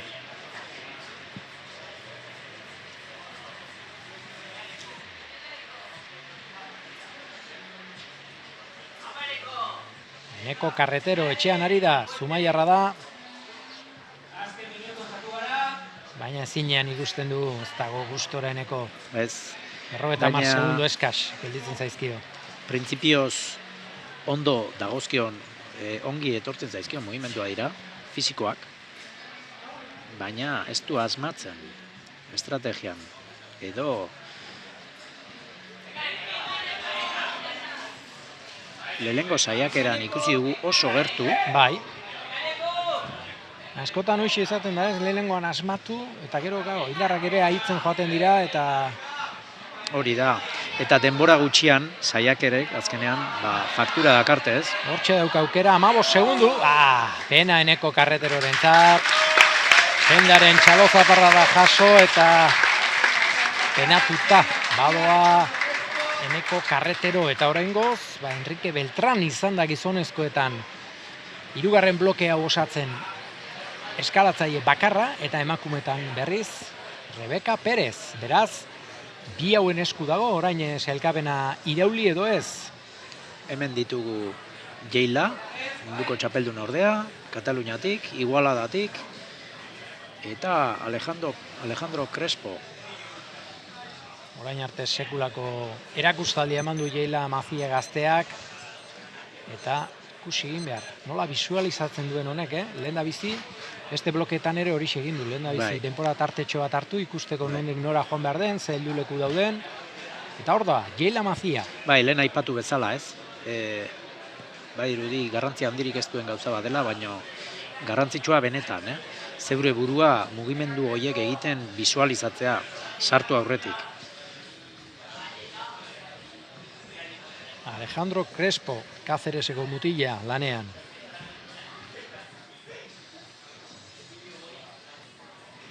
Hemen ditugu sailkapenean goizean lehenen geratu diren bi eskalatzaileak, lehenengo postua lortu dutenak. Eta hori Joritz, abantaila da. Azken ertetea, plazara, bestek zer egin duten jakinda edo... Printzipioz bai.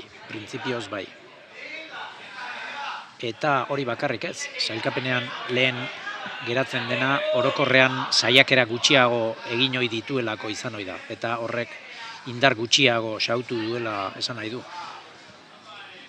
Hor dugu Jeila, erraz. Pixka bat atzera moduan egin du, ez? Bai, atzera egin du, mugimendu bat modu batera ikusi du, baina aldatzea Eta begira. erabaki du.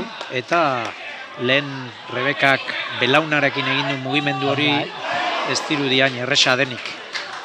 Jeilak belaunik gabe saiatu da, esku hutsez, eta badirudi azken bigarren presa hori benetan eskasa dela. Rebeka saiatu da belaunarekin eta Jeilaren kasuan ikusi dugu erori egin dela. Kanpotik eta aginduak eman daitezke, ezakit, entrenatzaileak zerbait esan aldio, modu ontara egin, bestera saiatu, bai, hori posible da, joritz. Bai, ez dago inungo arazorik. Hemen lehen esan dugu, giroa oso jatorra da, eskalatzaileak, beraien artean eta bereziki beraren buruarekin konpetentzia handia izan ohi dute, baino giro jatorra izaten da eta ez da inongo arazorik egoten. Baino eskarmentu handiko eskalatzailea dira eta ezer gutxi esan dio zaiogu kanpotik, agian Jeilaren kasuan amak zerbait, lehen aipatu bezala, mundu mailan ibilitakoa da berta, baina ez dago inongo arazorik ez printzipioz. Eta gainera, esango nuke, joera orokor bat dela, jendeak aholkuak ematea. Hemen Jeila azken minutuan.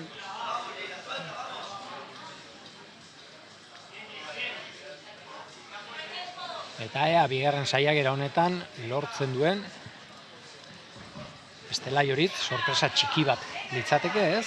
Rebeka Perezek topa lortzea eta Jeilak ezin izatea, eta begira, bigarrenean ere ezin izan du, orain presaka, 30 segundu besterik ez dauzka. Eta denbora behiratu du, orain presiopean, Rebekak egin baitu, eta bien bitartean Alejandro Kespok dagoeneko utzi du ja bere blokea. Alejandrok erabaki du gehiago ez saiatzea. Ia Jeila, saiakera honetan. Marka litzateke hain arrapaladan azken momentuan topa lortzea. Hortxe, belauna, lehen ere... Hortxe belauna eta hortxe topa! Azken momentuan, ikusgarria benetan, Jeila Magiak egin duena. Ikusgarria... Denborarik ere ez zeukan, baina hortxe lehen ere aipatu duzu, nola sartu duen lehen Rebeka Perezek belauna, eta oraingo honetan hortxe ikusten duzu errepikapenean, horrekin asmatu du. Bai, ikusgarria Jeila Magia, ikusgarria eta hor ikusi zaio, hor ikusi zaio benetan bere benetako maila barkatu. Dudan apuntatu joritz da, Rebekak zenbat saiakeran egin duen, Jeilak 3 saiakera behar izan ditu, eta Rebekak agian 2. Esango nuke 2. Orain izango ditugu, datu horiek. Ze datu importantea izan daiteke. Bai, erabaki horra, bai. Azkenengo blokearen faltan, momentuz erabaki horra. Eta esaten ari nintzen Jeilak, bere ama akordarazi nahuela, hori ez, azkenengo momentuan atera du amorru bizi hori, eta bere amak zuen ezaugarrietako bat zen, bai. Eta hemen ditugu beste 2 eskalatzaileak, azkenengo blokean, 2 arrasatearrak. Martzel saiakera bat eginez, badirudi mugimendu oso dinamikoa dela, eta hor dugu Haizea. Haizea osez, ere aipatu dugu, marka da gero, baina 2 arrasatearrak. Arrasateko eskola, benetan eskola emankorra, bai. Hor dugu Martzel, hanka ezin zabalduz. Minik hartu dare. Eta Haizea. Begira, Haizeak zen malgutasun. Eta ia nola erabakitzen duen mugimendu hori saiatzea. Salto egitea erabaki du. Ezin. Eta oraindik denbora badaukate, 2 minutu eta 45 segundu. Martzel ere lehenengo mugimenduarekin asmatu ezinik. Urruti dago presa hori. Eta badirudi mugimendu oso dinamikoa egin beharra dagoela, presa horretara iristeko. Eta hemen dugu haizea.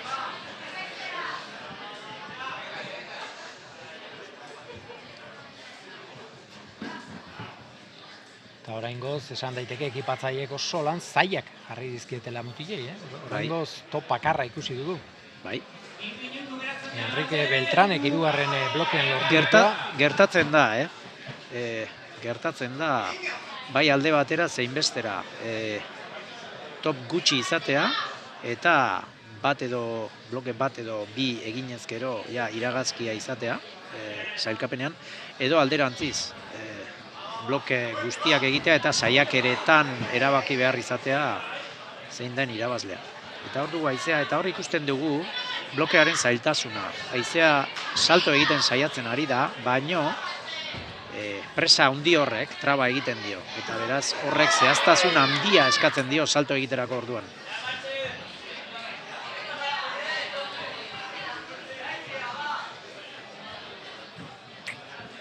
Ezinean haizea. Dugu Martzel, eta Gertu izan du heldulekua iritsi eginda, helduleku hori hortara, baina bai, badirudi salto egin eta eskerrez heldu behar duela heldulekua eta airean doala, gorputza heltzeko, eskubiz airean doan heinean heldu behar duela, gorputz guztia heltzeko.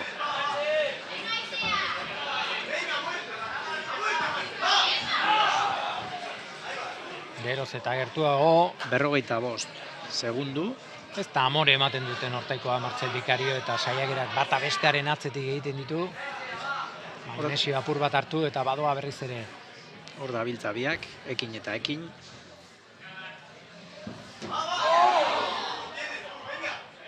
Hogeita 5 segundu gelditzen zaizkie. Eta ez da posible izango, ez dirudi.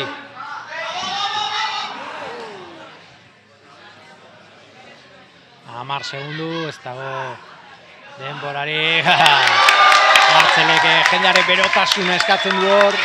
Azken saiakera, baina ezin. Ezin izan du arrasatearrak eta jendearen txaloak, bere saiakerei. Lau blokeak egin ditu, saiatu eginda sikiera, ez du topik lortu, baina finalean izatea bera ez da ez. Hauntzaren gauberriko ez dula hemen izan den maila ikusita. Beste bi eskalatzaile lanera, gizonezkoetan Enrique Beltran eta emakumezkoetan Maili Agirre. Eta hemen dugu Enrique, lehenengo postuan, provisionalki, beste modu batera ari da saiatzen, Martzel ez bezala, eta hor dugu Maili Ordiziarra. Ia nola saiatzen den.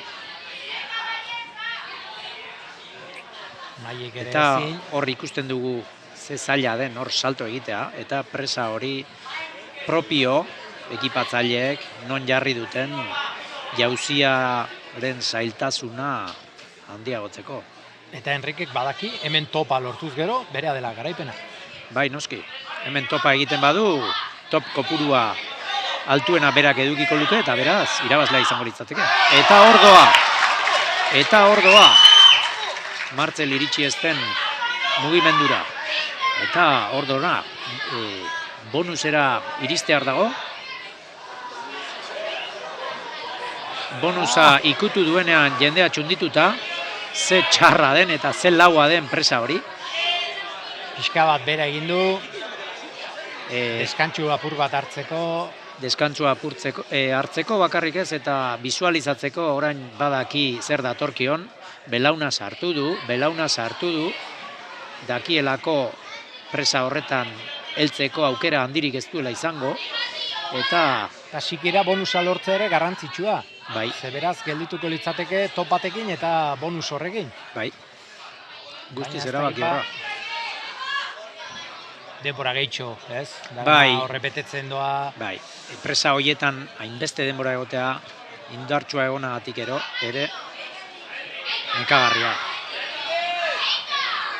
Eta ziur nago, Enrique ezagututa bonusera heltzea ez, berak topera heltzea nahiko duela. Minutu eta 45 segundu dauzkate laugarren bloke hau osatzeko. Gizonezkoetan Enrique Beltran. Hemen dugu, Lanean, Maili, emakumezkoetan Maili Agirre. haupa Maili. 16 urteko urdiziarra. Pausu zaila da hori, jauzi egin beharra daukate hurrengo heldulekura iristeko, eta oraingoz ezinean. Minutu eta 10 segundu. Nik uste Enrique Beltranek bere azkenengo saiakera egingo duela, lehendabizikoan nahiko gertu izan du bonus edo zona hortara iristea. Bai, denbora begiratzen ari zen, eta nik uste saiakera bat egingo duela. Badoa, 24 urteko Terueldarra.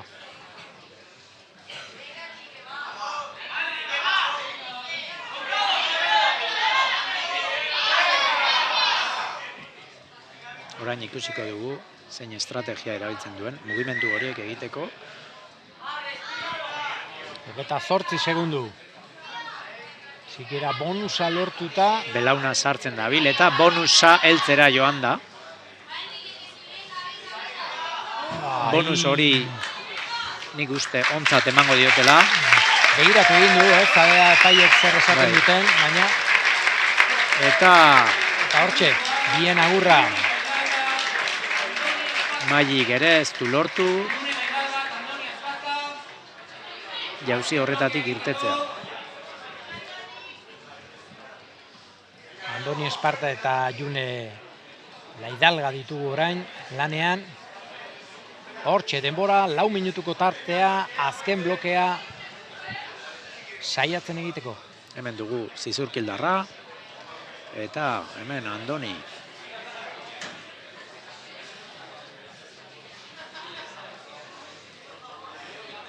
Ea Andonik zer erabakitzen duen. Esango nuke. Martzel Bikario modu batera egin duela. Esango nuke, bulder hau, Andoniren ezaugarrientzako nahiko egokia dela, Lehengo saiakeran ez du lortu, bigarren mugimendutik irtetzea. Eta hemen dugu June. Ea Junek zer egiten duen. Orain arteko emakumeak hortxe kateatu dira. Presa handi horren azpikaldean, ondoren jauzi moduko bat egin beharra dago eta ezinean ikusi ditugu orain artekoak. Ea zerbait asmatzen duen June Laidalgak.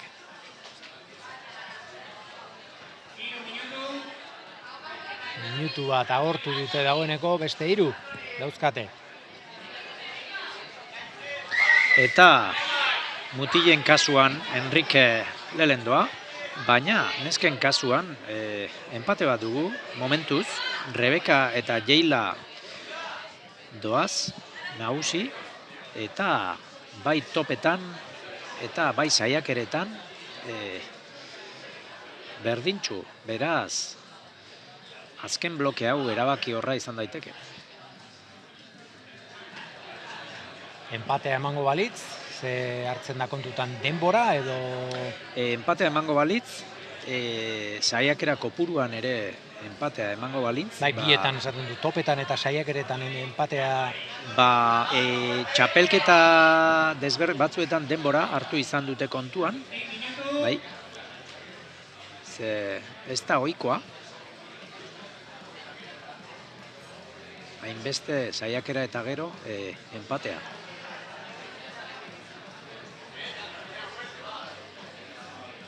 Ze bloke berdinak egitea erdietsi dute, bai Rebekak eta bai Jeilak. Hemen dugu Andoni, denborari begira. Minutu terdi, gelditzen zaio Andoniri. Eta beste hainbeste noski June Laidalgari. Bado Andoni.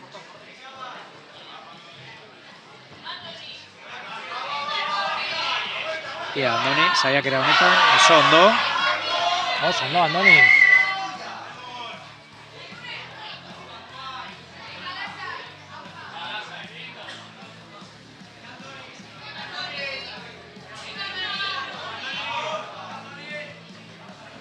Hor ikus daiteke, heldulekuen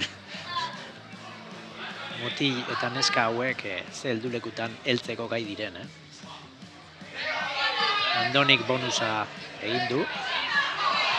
Eta badirudi jaikitzeko saiakera egiteko moduan zela, baina ez, azkenean erori egin da.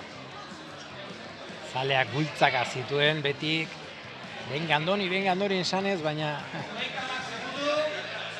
hor gravitatearen legeak ere bere lan egiten du, ez? Bera tiratzen du eta nahi gora egitea, baina ez zin askotan. Eskalatzaileen etzaia, ez? Gravitatea. Eta Junela Hidalgak utzi du dagoeneko 10 segundu besterik ez Andonirentzat, ez dauka denborarik, baina beste saiakera bat egingo du bilbotarrak. Nik uste... Ez dago amore ematekotan. Eta bukatu ditu lana. Azken saiakera nahi zuela egin, baina denbora gortu zaio, eta badoa Andoni ere. Eta hemen ditugu, Baptist Baionarra eta Paula Andaluziarra. Azken blokean hauek ere sartuta, 4 minutu dituzte, 4. bloke hau kateatzeko. No, kateatu esan dut, baina kateatu horrelako kasuetan erabiltzen da, bulderrean ere bai. Bai. Haitzetik mugimendu guztiak kateatzea datorren kontzeptua da, baina bai, erabiltzen dugu, bai. Top egin, kateatu. Paula Traverso, Kadizko emakumea 22 urte. Honek ere maila izugarria eman du aurtengo txapelketetan, joan den urtekoan eta urtengoan ere hala dabil. Espainia mailan, estatu mailan indartsuenetakoa. Eta begira Paula, lehenengoan lortu du jauzia egitea, gero erori eginda. Baina, ez dakit bonus hori ontzat emango dioten. Eta hor dugu Baptist. Baptist beste modu baten ikusten ari gara. Bai. Martzelek ere egin du, olako saiakera bat. Agian jauzi egin eta koordinazio gehiago eskatzen du, baina fisikoki besoekin hainbeste heldu beharrik ez. Eta lehen ere aipatu du moduan, eskalatzaile bakoitzak bere doaietara, bere ezaugarrietara moldatu beharra dauka. Hemen heldulekuak ekipatzaileek jartzen dituzte, baina gero norberak erabakitzen du nondik nora joan eta ze bide hartu. Hori da. Hor dugu Paula. Eta emakumezkoetan hortxe egon daiteke gakoa, Bai. Gelditzen diren azken bi emakumeek, hortxe horrelako helduleku handi hori gainditu ezkero, edo topa sikera lortzen baldin badute, edo ikusiko dugu azkenengo bi emakumeek. Bai. Zer egiten duten? Esango nuke, Jailarentzat apur bat zailagoa izan daitekela printzipioz.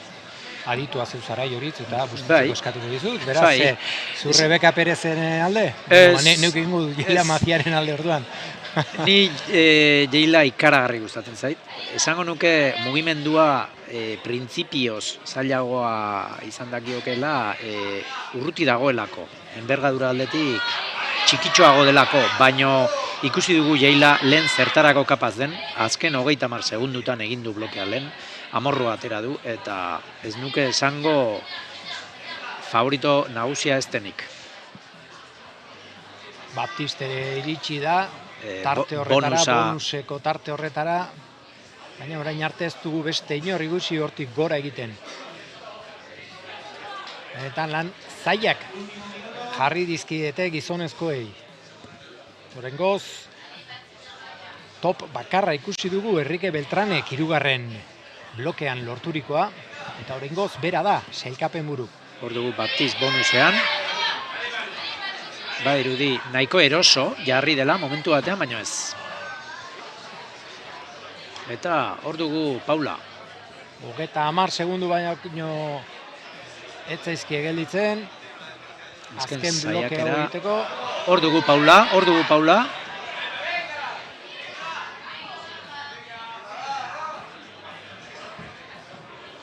Amabo segundo, ezin, pena. Eta ez dauka denbora gehiagorik, Baptistere azkenengo saiakera eginez. Segundoa xautzen. Eta bukatu da denbora. Hortxe bukatu dute. Biek beraien lana, jendearen eskerrona jasoaz. Eta badatoz, azken aurreko bi eskalatzaileak alde batetik. Eneko Karretero, etxekoa, Zumaiarra, eta bestetik Rebeka Perez. Bai, eskarmentu handiko eskalatzailea, Rebeka. Eneko ere bai. Gazteak izanagatik, txapelketa askotan aritutakoak eta mundu mailakoak gainera. Eta hor dugu Rebeka, ia nola saiatzen den jauzi hori egiten. Esan dugu, hau erabaki... Begira, jauzi gabe, desberdin egin du. Beste estrategia bat erabili du. Hor ikusten da, benetan eskarmentua. Eta errez gainera. Jauzia egin gabe eta...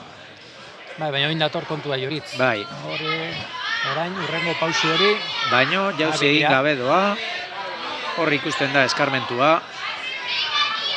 Eta bonusa behintzat egin du eta badoa toparen bila, badoa toparen bila, eta egingo du, eta hor doa. Eta baita lortu ere. Eta baita lortu ere, eta bigarren saiakeran gainera. Bigarrena edo lehenengoa izan da? Ni lehenengoa esango nuke. Agian lehenengoa, bai, agian lehenengoa. Niri uste du lehenengoa, eta horrek esan nahi du, orain atzetik datorren Jeila Maziak ere, berdintzekotan lehenengoan egin beharra dukala. Beraz, badirudi... Nik esango nuke lehen saiakeran izan dela. Badirudi, lehen onartzek botaidan erronkan...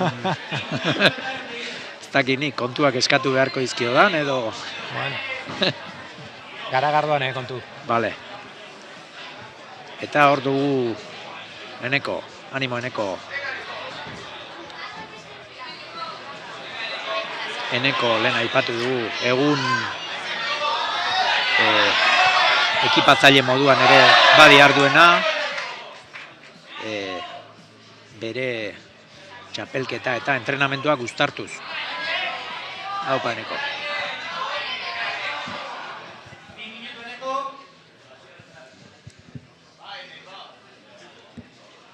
Minutu eta 50 segundu dauzka Eneko Karreterok, azken blokea osatzeko. Benetan mutil indartsua.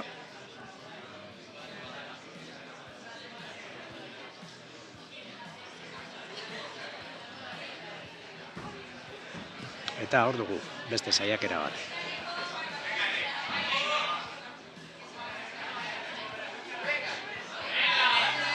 Hortxe dugu.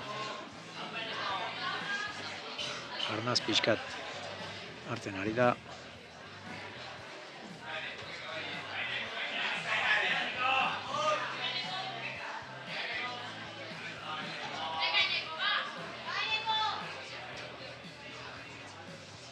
Belauna sartzen saiatzen ari da. Modu batera edo bestera eskutik pisua kentzeko asmoz. Buruarekin ez eginez ari da. 50 segundu baititu. Eta zenbait saiakeraren ondoren denbora gainera etortzen denean ez da erresa saiakera on bat egitea. Buruak ere bere lana egiten baitu, noski. Ezin, Eneko Karretero, 50 segundu eskas, eta amore eman du Zumaiarrak. Topik lortu gabe, 4 bloke izan dituzte, eta 4etan ezin. Eta orain ikusiko dugu, ea garaia nor izaten den. Jeila Maziak lortu beharra dauka topa, eta Alejandro Crespok ere garaipena nahi baldin badu hemen topa lortu beharra dauka. Ezin bestean, Enrique Beltranek lortu baitu lehen 3. blokean top bat. Beraz, hementxe dago leia, hementxe dago borroka, goza dezagun, 4 minutu aurretik. Hemen dugu Jeila. Jeila Mazia, munduko txapeldun ordea. Egungo txapeldun ordea. Ea honek ere zer egiten duen. Ia ze estrategia darabilen Jeilak. Lehen ikusi dugu Rebeka bakarra izan dela jauzi egin gabe hor kolduleku handi horren. Eta bakarra topa lortu duela. Badirudi Jailak nahi duela, antzeko zerbait egin, baina Eta Alex Crespo ere gorantza da, poliki-poliki, hor belauna sartzen saiatu da. Alex Crespo bonusa ukitu du. Bonusa bai, baina ontzat emango diote bonusa. Gora egitea kosta eta ezin. Ia Jaila. Jaila ere trabatu xamar ikusten dugu, eta ezin, lehen saiakeran, beraz txapela Rebeka Perezentzat. Ba, printzipioz. Nik uste lehen saiakeran egin duela, gure espaldi manago.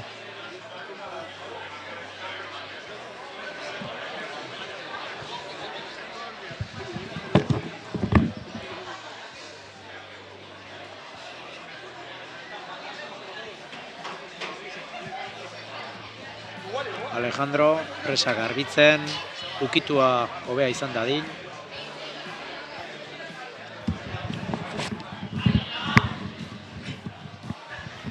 Eta esango nuke baietz.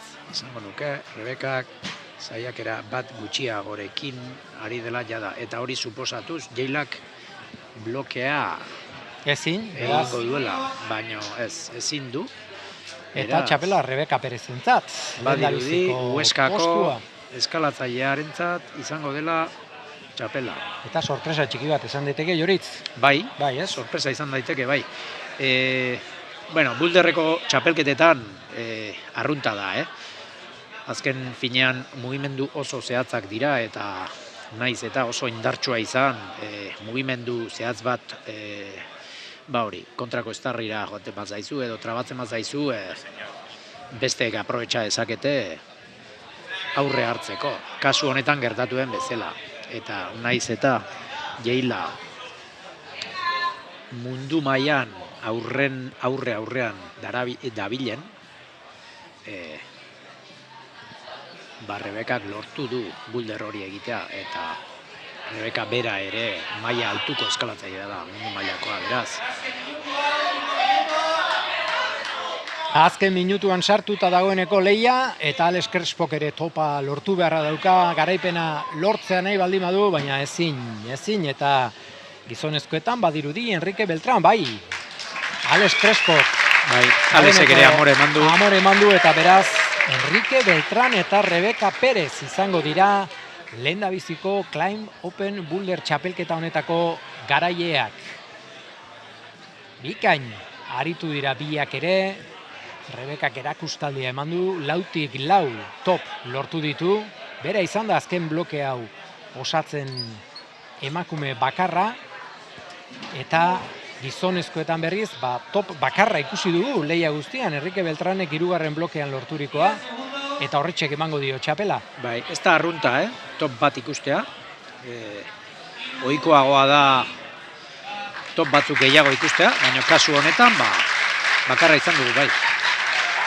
Eta honen bestez, esan bezala, lanak bukatu dituzte eskalatzaileek, sailkapenak eguneratu beharko dituzte orain epaileek, eta ondoren sari banaketa izango da, baina garaileak behintzat argi dauzkagu, Rebeka Perez eta Enrique Beltrán izan dira Climb Open Boulder txapelketa hontako lehendabiziko irabazleak, eta balorazio positiboa egin behar. Leia polita ikusi dugu, agian gizonezkoetan ekipatzaileek lanak zailtxo jarri dizkiete eta topen bat gehiago ikustea gustatuko litzaiguke, baina bueno, hemen aurretik inork ez daki nolakoak izango diren kontuak, eta esan bezala lan ederra ikusi dugu bai gizonezkoetan eta bai emakumezkoetan.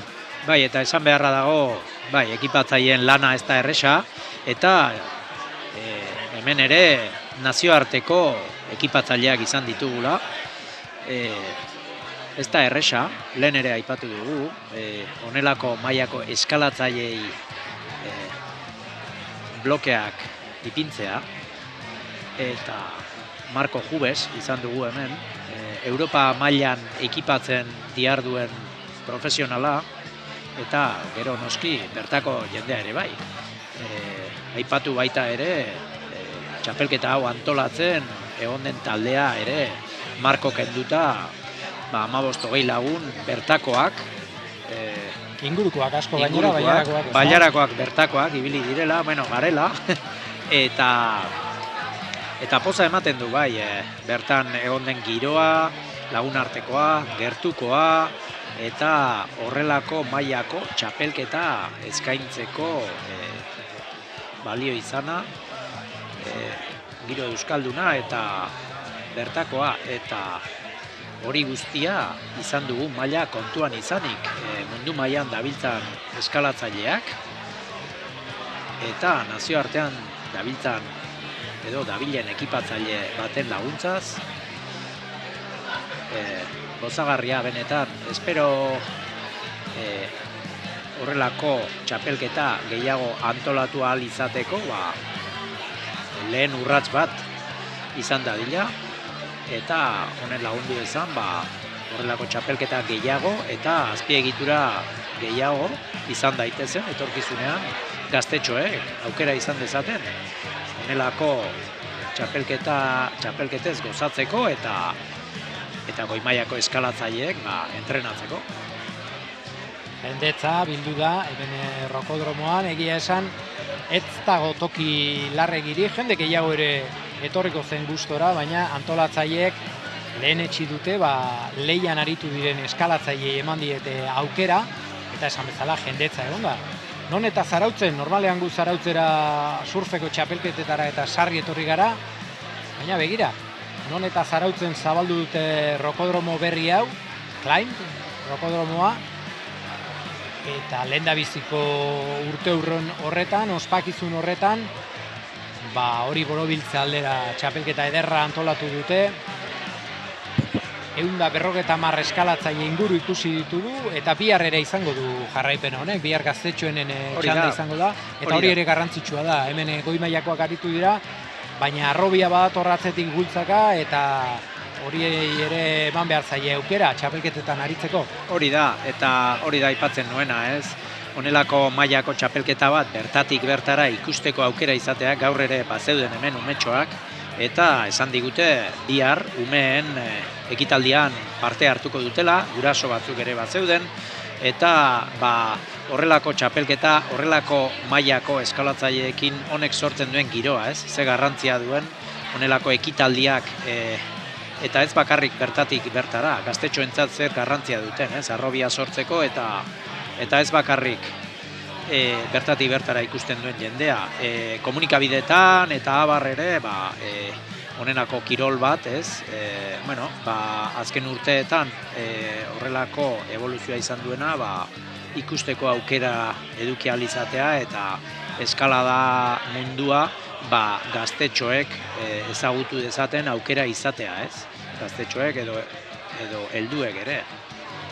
Jende askorentzat, boulder txapelketa hau, agian eskaladarekin zuen kontzeptua agian aldadi ezaioke, eta lehen aipatu duguna, ez?